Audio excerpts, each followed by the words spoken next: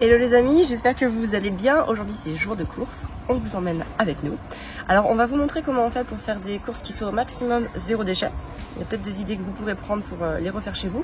On va aussi vous montrer ce qu'on achète et pourquoi on l'achète. Cette partie-là, c'est peut-être Fabien qui va vous l'expliquer. En tout cas, il faut bien avoir conscience que quand on s'est mis ensemble avec Fabien, pour la petite histoire, on a vécu à Paris de 2004 à 2010, au début de notre vie ensemble. C'était une corvée d'aller faire les courses. Alors, très généralement, on allait au Leclerc, voilà, le plus proche chez nous, le gros Leclerc là.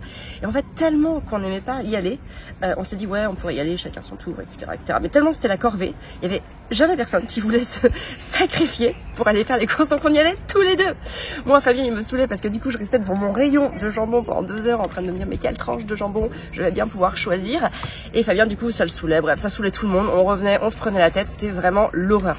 Aujourd'hui, ça a complètement changé, c'est même un plaisir de faire les courses, je vous dirai tout à l'heure pourquoi dans la vidéo. Là en tout cas, je vais vous montrer un petit peu la préparation, puisque là on va partir. Et en fait, vous voyez, à la maison, j'ai des pots en verre et à chaque fois, en fait, j'écris ce que c'est dessus. Déjà visuellement, parce que quand ils sont dans des placards qui s'ouvrent de cette manière-là, bah, c'est visuel de voir les pots. Et en fait, bah, quand je vais faire les courses, je sais exactement ce que je dois remplir. Ça m'évite énormément de faire des grandes listes à rallonge, parce qu'en fait, j'emmène les pots qui sont vides, donc j'ai plus besoin de réfléchir à ce que je dois acheter, des amandes, des dates, etc. Puisque je les ai déjà sous les yeux dans les bocaux. Vous voyez, le pot de dates, il est pas fini, mais c'est pas très grave parce que je vais faire la tare avant, enfin avec les dates, et je vais juste le remplir à nouveau, donc je vais bien sûr payer que ce que je vais consommer. Et puis on a aussi nos sacs, évidemment je les ramène, alors à la maison j'ai des sacs en tissu, etc. Là je les ai oubliés, bon c'est pas très grave, on réutilise au maximum les sacs qu'on a déjà, donc ils y sont tous, et puis bah voilà, selon ce qu'on prend, et ben on réutilise les sacs, et voilà, jusqu'à temps qu'ils soient troués, déchirés ou hors d'usage parce que trop sales par exemple, par un aliment en particulier.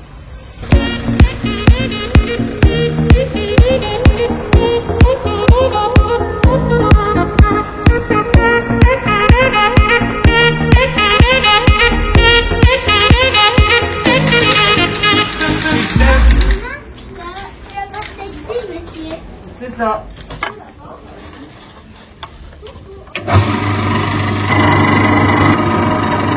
Alors voyez ça, c'est purée noisette grillée chocolat.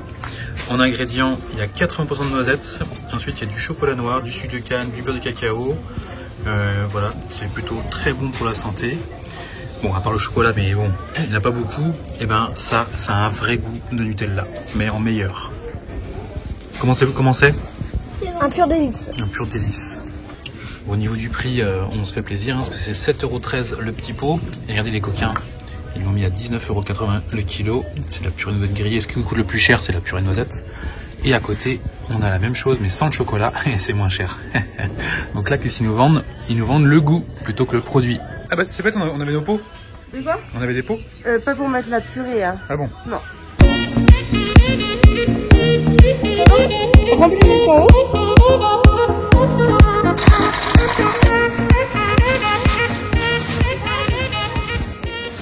Alors voici le ghee. Maintenant, ils en vendent directement au magasin bio. Du ghee, c'est quoi? C'est du beurre clarifié. Ça veut dire quoi? Ça veut dire qu'on l'a chauffé pour retirer les sucres du beurre et les protéines. Vous voyez, hop, glucides 0 et protéines 0. Pourquoi? Parce que du coup le lactose, quand on digère mal, il n'est plus, et les protéines, notamment le caséine du lait, on peut aussi mal digérer, donc il n'y en a plus. Donc c'est pas mal. L'inconvénient, c'est que ça reste du beurre et que du coup, pour la santé des animaux, c'est pas ce qu'il y a de mieux. Et en fait, ça n'a pas forcément de grands bienfaits spéciaux. Le beurre, il n'y a pas grand chose dedans, à part de la vitamine A, mais c'est pas une vitamine dont on manque.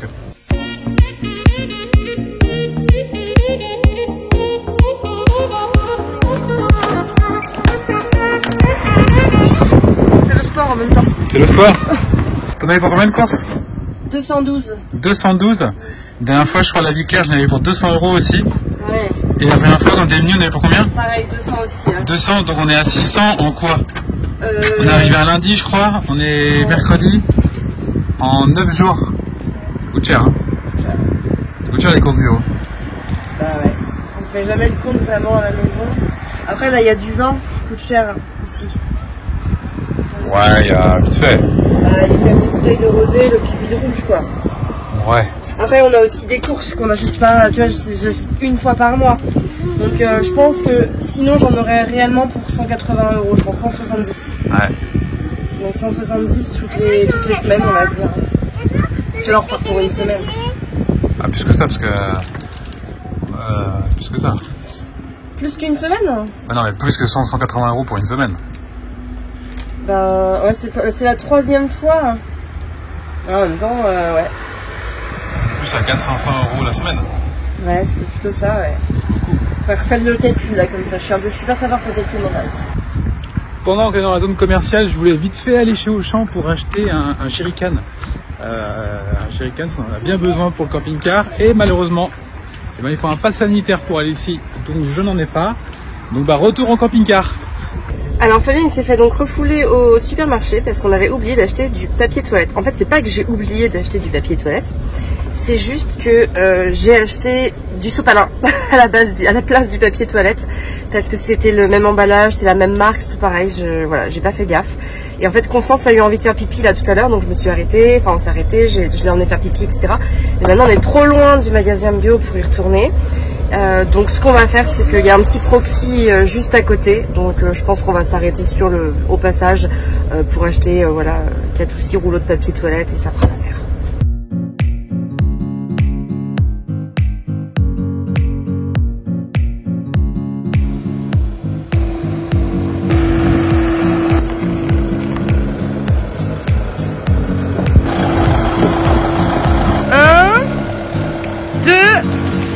Et vas-y encore. Top.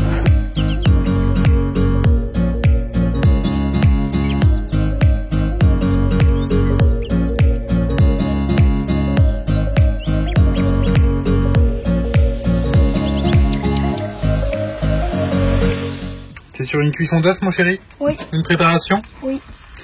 Comment tu vas les préparer? J'attends juste que cette partie cuise et après j'arrête. Quelle partie? Celle-ci là, parce que c'est encore du liquide. Ah. Sais-tu quelle est la meilleure façon de manger un œuf? Comment le cuire? Comment bien le cuire?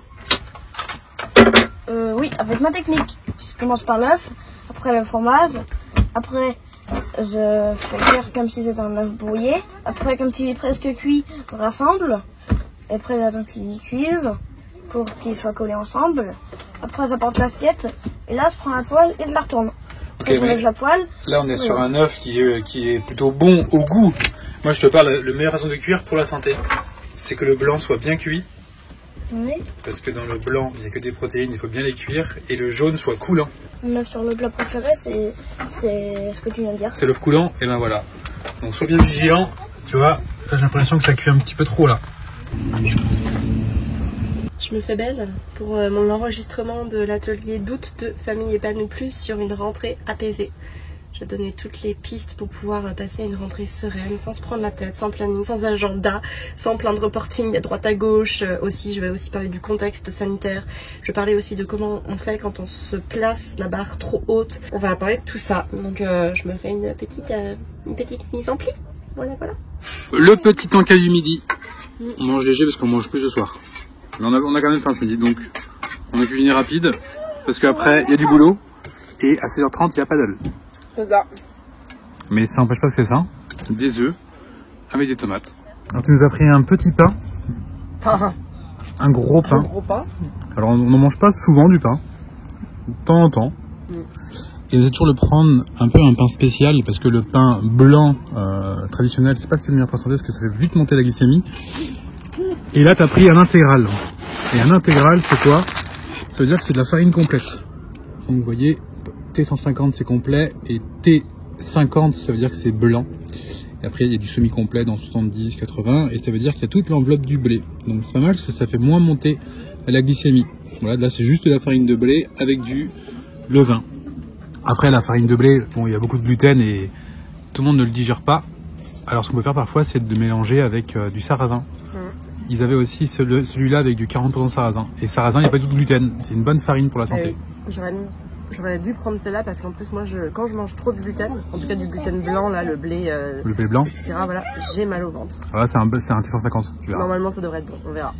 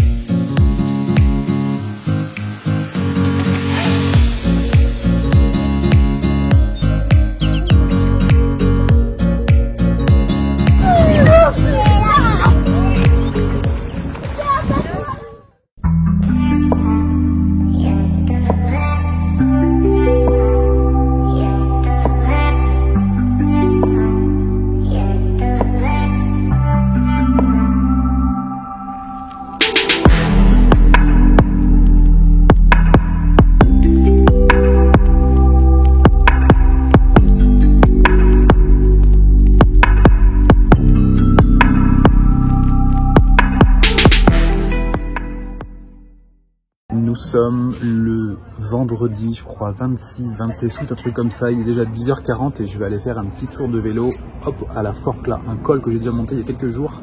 J'ai monté aussi le Semnoz. Et pour moi qui fais plus beaucoup de sport, c'est dur. D'ailleurs, je suis un petit peu fatigué. Ça se voit un peu sur mon visage. Surtout que du coup, j'étais fatigué, du coup j'ai moins dormi. Mes acouphènes ont repris. Et donc là, je suis dans une spirale un petit peu négative du sommeil. Et il faut vite que je reprenne le pas. Sinon, après, je vais être fatigué, je vais pas être bien et compagnie. Bon, tout ça pour vous dire qu'on a fait le point sur nos dépenses de courses bio mensuelles. Et je vous avoue que c'est beaucoup. Alors je vous cache pas qu'on le savait, qu'on dépense beaucoup en alimentation. Alors beaucoup, ça veut tout et rien dire, tout dépend du budget des personnes, tout dépend aussi où est-ce qu'on veut allouer une certaine partie du budget. Nous, on estime que c'est quand même pas mal sur notre budget. On pourrait le baisser. Je vais aussi expliquer comment on pourrait le baisser si on avait envie. Aujourd'hui, on est très bien comme ça. Ça nous convient, on peut se le permettre. Mais d'autres personnes ne peuvent pas se le permettre parce que vous allez voir que c'est quand même un beau budget. Et je vais vous expliquer un petit peu comment bien choisir cet aliment pour être en bonne santé, parce qu'on n'est pas obligé de manger bio pour être en bonne santé, ça c'est une sacrée idée reçue. Et puis je vais vous partager l'idée qui est derrière tout ça, c'est l'énergie, argent que nous on dépense dans l'alimentation, et on peut utiliser une autre type d'énergie pour aussi acheter le même type de produit. Et que c'est surtout que ça nous coûte moins cher. Allez, j'y vais parce qu'il est déjà tard. Les enfants, je suis en haut. Je vais faire du vélo, d'accord? Maman, elle est au téléphone sur le ponton pour le travail, ok? Tout à l'heure. Coquine, je vous aime. Constance, t'es belle, je t'aime.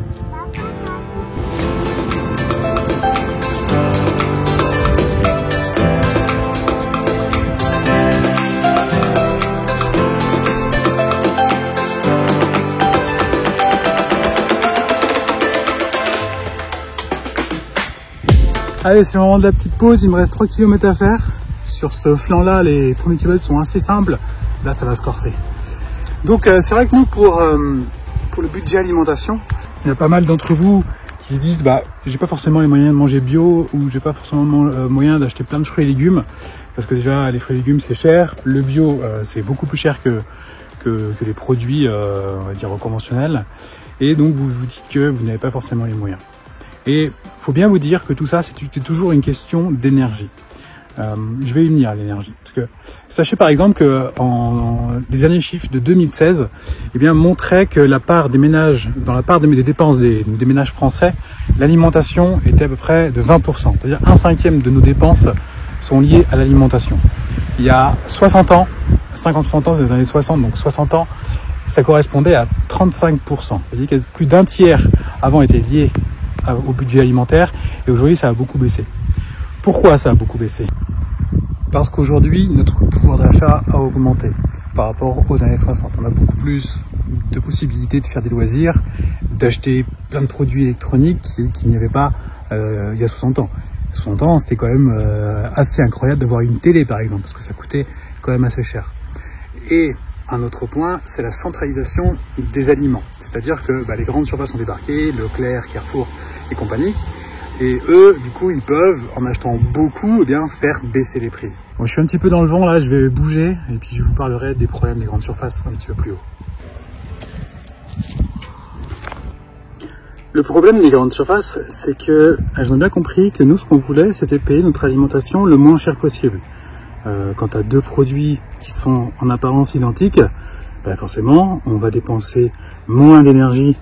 Enfin, on veut dépenser le moins d'énergie possible pour l'un des produits. Et donc, l'argent est une énergie. C'est ça où vous voulez en venir.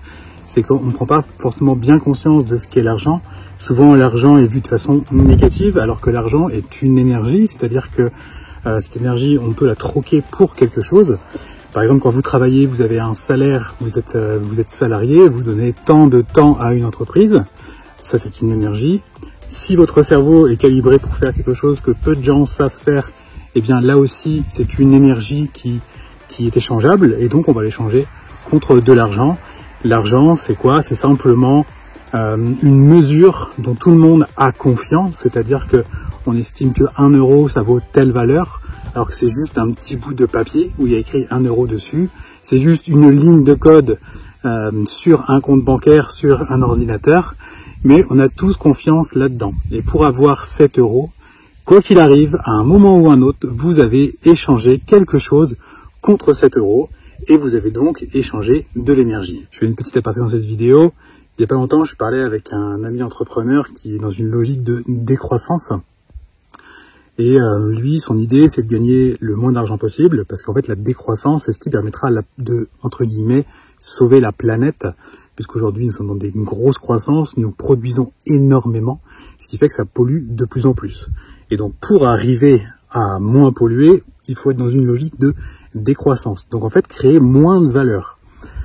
Ça, c'est l'apparence, parce qu'en vérité, on peut créer une valeur de façon différente. L'information est une valeur, la formation est une valeur. Et je disais que pour lui, vouloir gagner moins d'argent, c'était égoïste.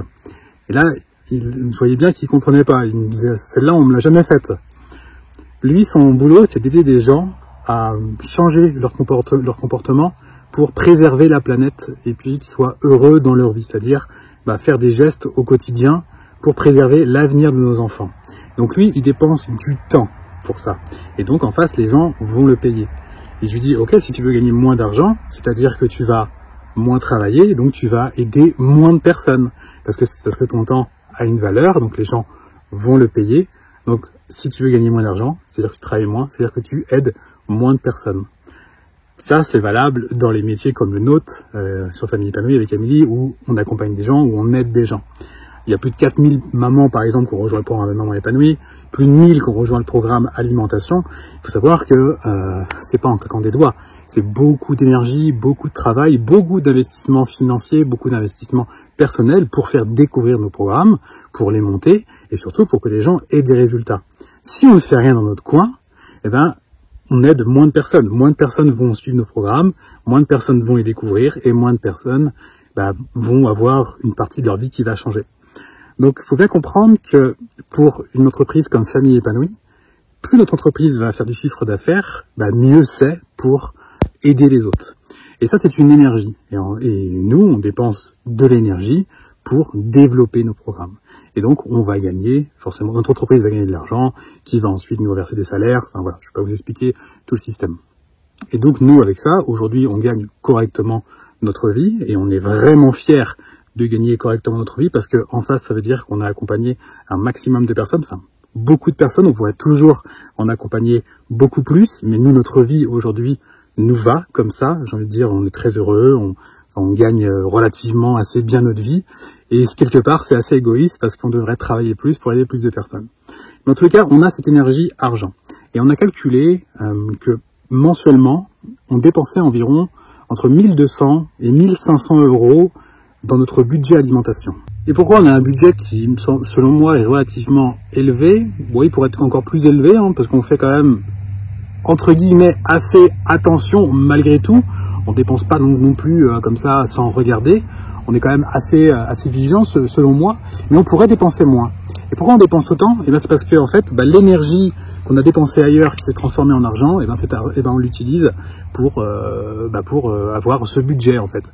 Parce que c'est là où je veux en venir dans cette vidéo, c'est que si vous n'avez pas suffisamment d'énergie argent pour dépenser cette somme, avoir ce confort et puis avoir des aliments de qualité, il y a d'autres façons de faire. Donc, on va voir comment faire et ensuite on va voir aussi qu'on n'est pas obligé d'acheter tout bio pour être en bonne santé, très loin de là.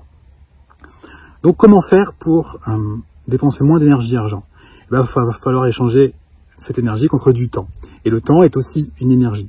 Ça veut dire quoi? Ça veut dire quand vous achetez votre viande, nous par exemple on n'achète pas notre viande chez les magasins bio. C'est généralement beaucoup trop cher.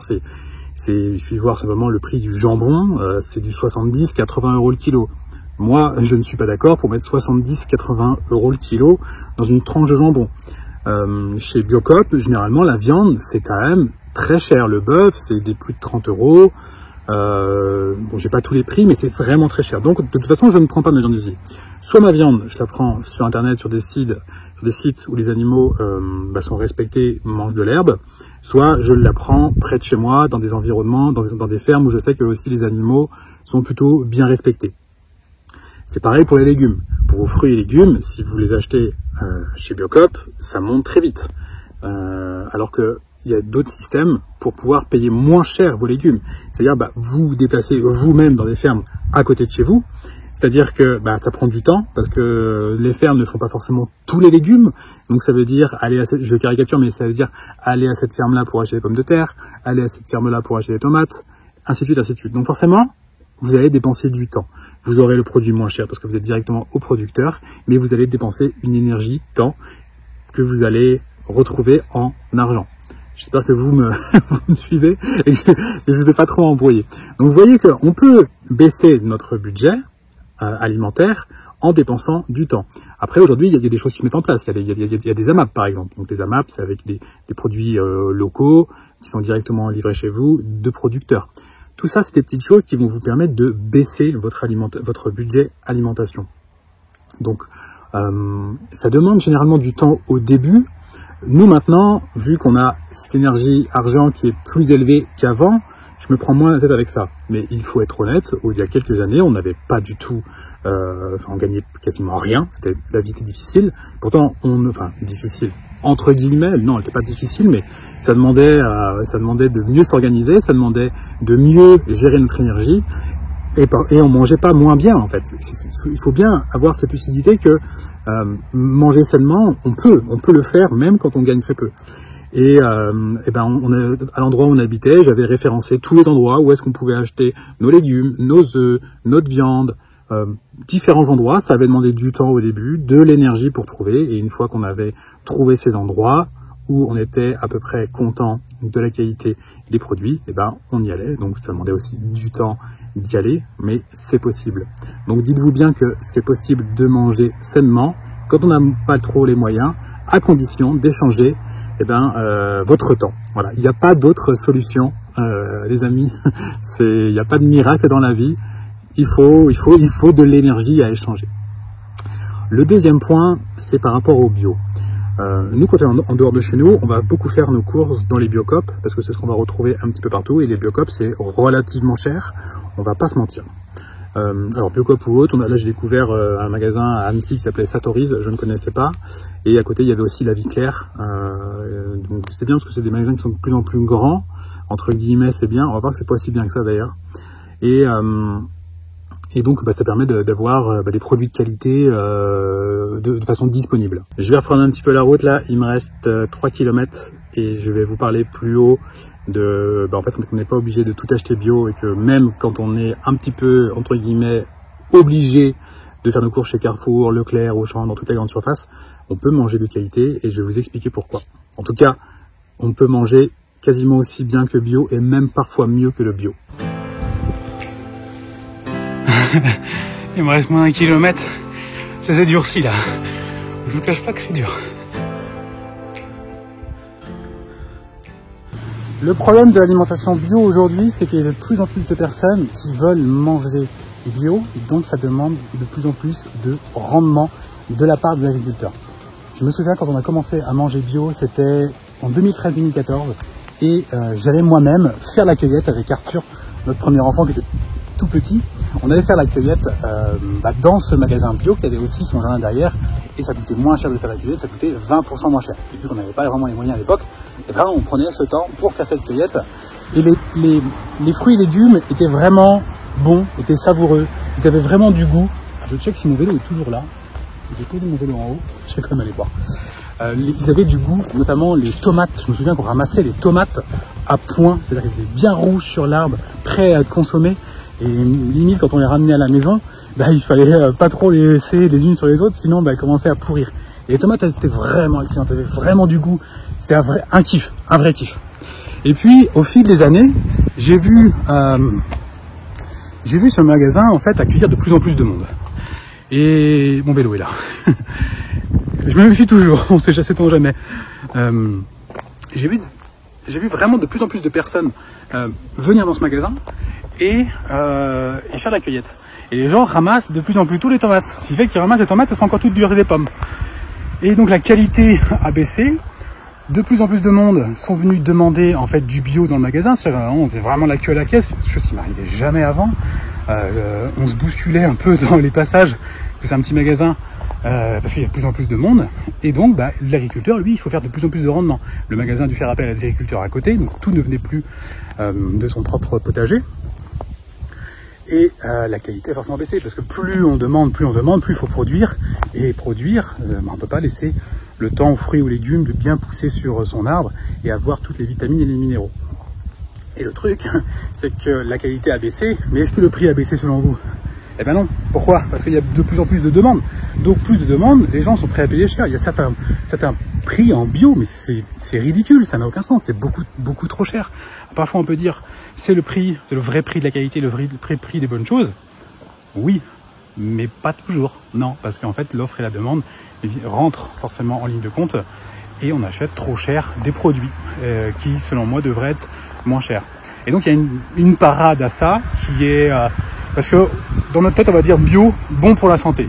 Non, c'est pas aussi simple que ça. D'ailleurs, il suffit d'aller chez Biocop et d'aller dans la plupart des rayons pour avoir des chocs à pic, des trucs comme ça, enfin plein de produits qui sont bio mais qui sont pas forcément bons pour la santé. Loin de là, hein, choc à pic, bio ou pas, c'est pas bon pour la santé. Et en fait, un vrai fruit qui va être bon pour la santé, ça va être un fruit qui a du goût, qui va être ramassé à point, qui va être bien poussé. Nous, quand on est chez nous, à Angers, on fait moins les courses dans le magasin bio. On a une supérette en bas de chez nous qui n'a pas forcément des très bons produits parce que c'est une sorte de proxy ou un coxy, j'ai un peu oublié le nom. Ils sont affiliés, enfin ils achètent des produits de la marque Belle France, c'est un peu le Eco Plus ou le Marque Repère, voilà, c'est vraiment pas de la qualité. Par contre, eux ils ont une bonne boucherie et ils ont des bons fruits et légumes. Leurs fruits et légumes sont rarement bio, par contre leurs fruits notamment ont vraiment beaucoup de goût, ils sont vraiment beaux en goût et meilleurs qu'au magasin bio à côté. Donc peut-être que dans ces fruits qui ont du goût, il y a peut-être plus de résidus de pesticides parce qu'ils ne sont pas bio, mais il faut savoir que vaut mieux avoir des bons minéraux et des bons nutriments plutôt que avoir zéro pesticide. C'est parfois difficile à comprendre pour beaucoup et je sais que je me fais souvent tacler en disant ça, mais la science n'a pas réussi non plus à prouver de façon claire et nette que manger bio allait nous faire vivre plus longtemps ou était vraiment meilleur pour la santé.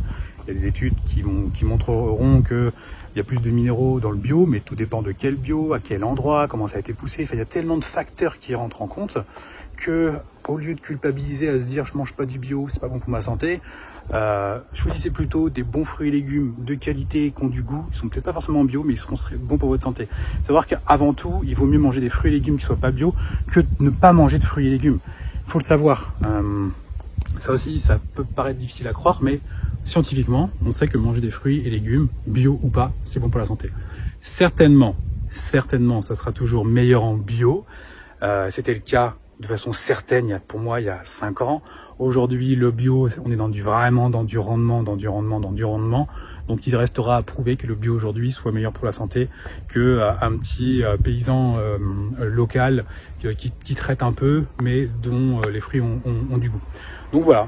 Et en non bio, ça coûte forcément moins cher. Donc voilà ce que je voulais vous partager. Vous pouvez acheter des fruits et des légumes non bio si vous n'avez pas les moyens d'acheter du bio, et c'est ok, qu'on sent bien les choisir. Voilà, c'est ce que je voulais vous partager dans cette vidéo. L'alimentation, ça coûte cher. Il y a des moyens de le faire baisser. Il n'y a jamais de solution miracle.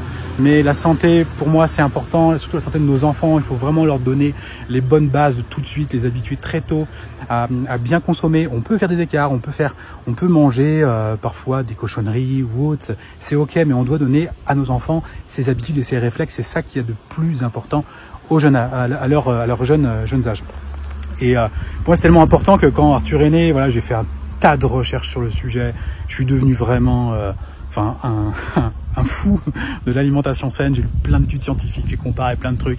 J'ai vu à quel point la mainmise des lobbies de l'agroalimentaire était colossale, le lobby du lait et tout, et qui en arrive pendant très longtemps. Le PNNS, qui est le programme National Nutrition Santé, était vraiment pas bon à cause des lobbies.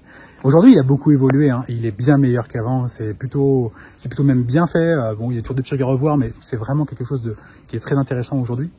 Du coup, à votre demande, il y a assez longtemps maintenant, j'ai créé un programme alimentation saine de l'enfant et de la famille pour vous accompagner à adopter cette alimentation saine au sein de votre famille. Alors on me dit souvent, oui, mais t'es pas diététicien, t'es pas nutritionniste, t'es pas médecin, pourquoi tu fais un programme?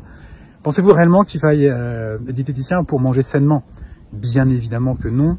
Diététicien, c'est aussi reconnaître des pathologies liées à la santé, les corriger. Moi, c'est pas mon métier. Je ne connais pas les pathologies. Je ne sais pas faire. Je ne sais pas diagnostiquer, comme on peut parfois entendre sur Internet des gens qui sont pas médecins qui vont vous dire ah vous avez un problème, je sais pas de thyroïde. Faites attention à ci, attention à ça. Voilà, moi je me risquerai jamais à lancer les gens là-dessus parce que c'est pas mon métier et puis ça ne m'intéresse pas. Il y a des gens qui sont qualifiés pour ça. Moi, ce que je vous aide, c'est à manger sainement à la maison et intégrer vraiment ces aliments sains pour nos enfants. C'est ça qui m'anime et c'est là-dessus que je vous aide. Le programme, il est en promotion de rentrée jusqu'à mercredi. Regardez bien. Si vous arrivez après mercredi, il sera au tarif normal, mais on a baissé vraiment le prix de ce programme pour qu'il soit accessible à tout le monde. On veut vraiment aider un maximum de personnes. Ça a vraiment de l'importance pour nous chez Famille Épanouie. Famille Épanouie, ça grossit avec le temps. On touche beaucoup plus de monde aujourd'hui et on veut vraiment accompagner un maximum de personnes. Voilà, je vous laisse simplement découvrir ça sur le lien en dessous. Sachez que vous prenez aucun risque. De toute façon, vous avez, comme dans tous nos programmes, la garantie satisfait ou remboursé. On prend absolument tous les risques pour vous. Voilà, si vous avez des questions à me poser, n'hésitez pas à les poser sous la question et je viendrai y répondre avec plaisir. Voilà, moi je vais finir ma petite ascension, il me reste 500 mètres. C'est pas les 500 mètres les plus faciles, mais il faut les faire. Allez, je vous souhaite une belle journée, prenez soin de vous et de vos enfants.